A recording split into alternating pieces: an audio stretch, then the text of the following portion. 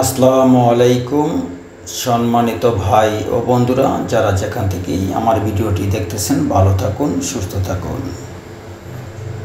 স্বপ্নের মতো সাজিয়ে একটি বাড়ি সবাই করতে চান, কিন্তু সেই বাড়িগুলো আপনার পছন্দের মতো হতে হবে। সেটি করতে গিয়ে অনেক সময় যেভাবে একটি প্ল্যান করা হয়, যেভাবে আপনার মনের যে একটি ক্ষুধা, একটি কাজ কীভাবে ফুটে উঠবে, সেটি কিন্তু কাজটি করতে গিয়ে দেখা গেছে আপনার মিস্ত্রি যদি মনের মতো না হয়ে থাকে, তাহলেই যত সব সমস্যা হয়ে থাকে। সেই জন্যই আমরা আপনাদের বলি, কাজ আমাদের দেন বা না দেন সেটি বড় কথা নয়। বড় কথা হচ্ছে আপনার কাজগুলো সঠিক মানের একজন ভালো মিস্ত্রি দিয়ে, একজন কন্ট্রাক্টর দিয়ে আপনার কাজগুলো করাতে হবে, তাহলেই আপনি কোনো সমস্যায় পড়বেন না।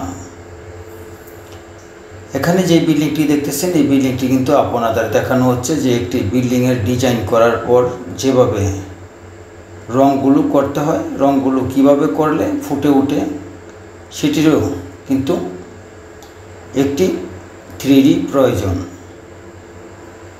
কিভাবে করলে বিল্ডিংটি ফুটে উঠবে, এখানে কিন্তু আপনার বাইরের যে ফ্রন্টের যে কাজটি রয়েছে, সেই কাজটি কিন্তু আপনাদের দেখাচ্ছি। এখানে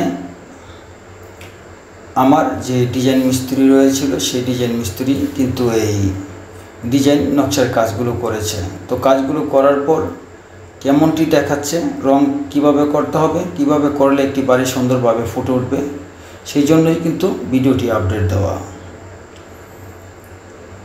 যদি আপনারা ডিজাইন বা নকশার কোনো কাজ করাতে চান, তাহলে স্ক্রিনে দেওয়া নাম্বারে যোগাযোগ করতে পারেন। আর আপনার যদি কোনো কিছু থেকে থাকে কন্ট্রাক্টের বদলে কথাবার্তা, সেই সম্পর্কে আপনি আমার কাছে জেনে নিতে পারেন।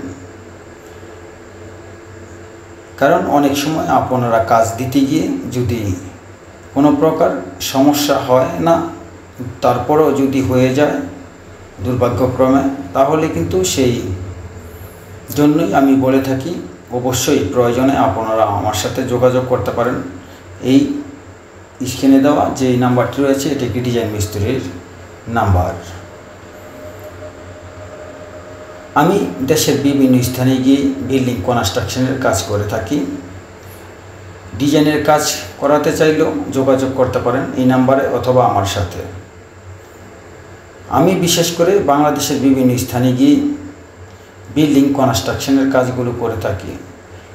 এবং আপনাদের আগে আমি বলেছি, এসএসের যে কাজগুলো রয়েছে, এই এসএসের কাজগুলো কিন্তু আমার ছেলে করে থাকে।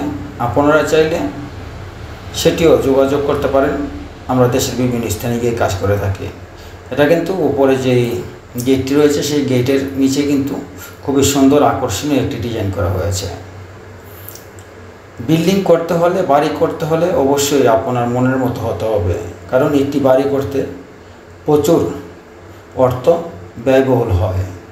সেই বাড়িটি যদি আপনার মন মতো না হয়, সেই বাড়িটি কিন্তু ভেঙে নতুনভাবে আর করা সম্ভব হয় না।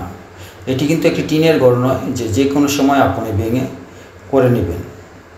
সেই জন্য অবশ্যই কাজগুলো ভালো একজন দক্ষ অভিজ্ঞ মিস্ত্রি দিয়ে করে নেবেন।